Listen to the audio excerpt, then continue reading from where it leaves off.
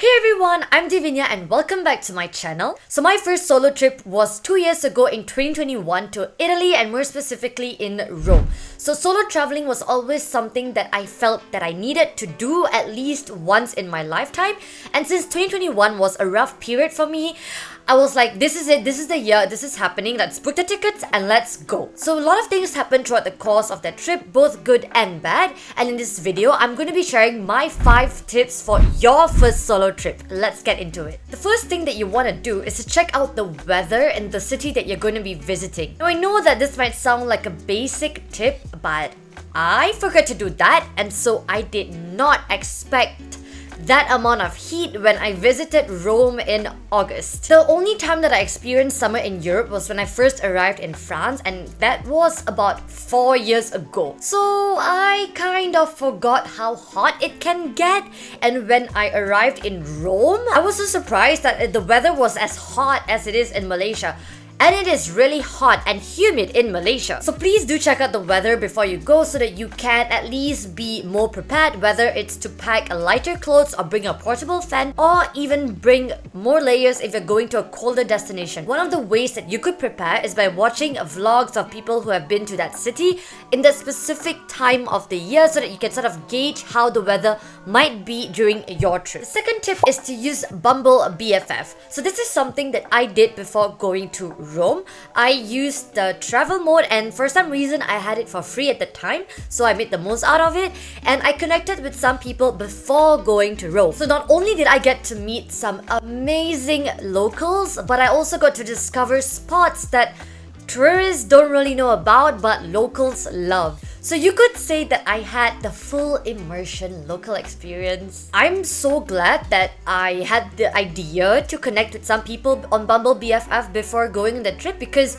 I don't think that my trip would have been as special if it weren't for these people. But obviously, please be careful. Try to do a social media background check on the person that you're meeting beforehand and meet them in a public place to always stay safe. Hey guys, I hope you're enjoying this video so far. If you are, please do give it a like and subscribe to my YouTube channel because that would mean the world to me. By the way, if you want to know how my first solo trip went, do check out this video that I made showing you the different experiences that I had in Rome. Tip number 3 is to stay in a backpackers hostel. Once again, not only do you get to meet people from all around the world, but you also get to meet like-minded people. Because most of the time, people in backpackers hostels are usually solo travelers or groups of friends who want a reasonable place to stay. Also in the backpackers hostels that I've been to, I've had a very good experience. I found people to be very respectful. I remember meeting 2 really nice people, one who I spent the whole day walking around Rome with,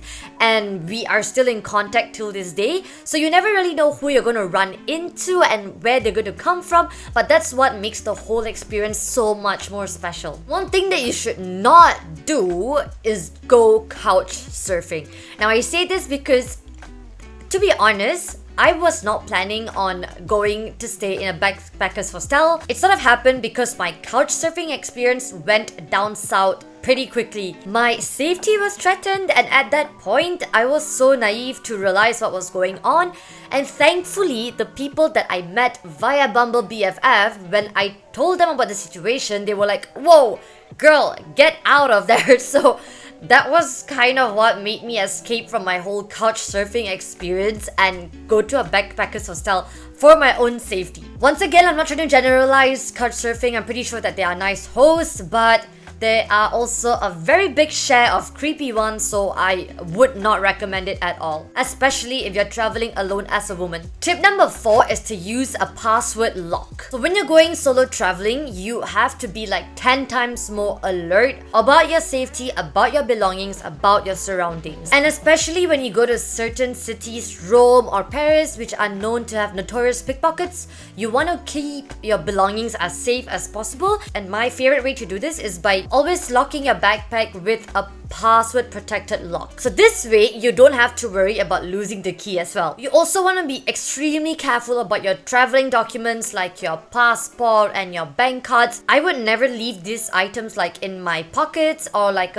easily accessible pouch in my backpack. If I bring it with me, then my passport or my important documents are usually stashed like right underneath, and I pile like stuff above it so that it's not accessible once again, or I keep it in like one of those pouches that are inside your bag that have a zip so that it is secure. Also, if you are staying in a backpacker's hostel, then you do not want to take your safety for granted, obviously. So you could also bring another password protected lock to lock your little drawers that they usually provide in these types of hostels. Whatever is it, generally when you're solo traveling, safety is your number one most important thing to look out for. So be more alert than you usually are and go the extra mile to take those measures. Tip number 5 is to plan your airport transfer up ahead. Most of the time, airports are located outside the city, so it's not really practical, or the tickets might be more expensive than getting around within the city itself. And because it's gonna be like the beginning of your trip, you want to at least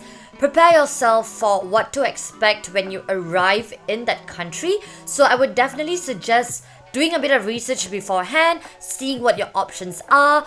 Do you need a taxi or a bus? Is there a shuttle? Is there a train to get into the city center? And most importantly, to where you're living. So have a look at all of that in advance so that when you get to that new place and you are completely alone, you wouldn't be caught off guard that easily. So we've reached the end of the video. Now there is so much that I can say about solo traveling, but I do hope that these 5 tips would help you with your first solo trip. So whether this is your first, second, third or 50th solo trip, I hope you have a great one, enjoy the experience and stay safe. Ciao!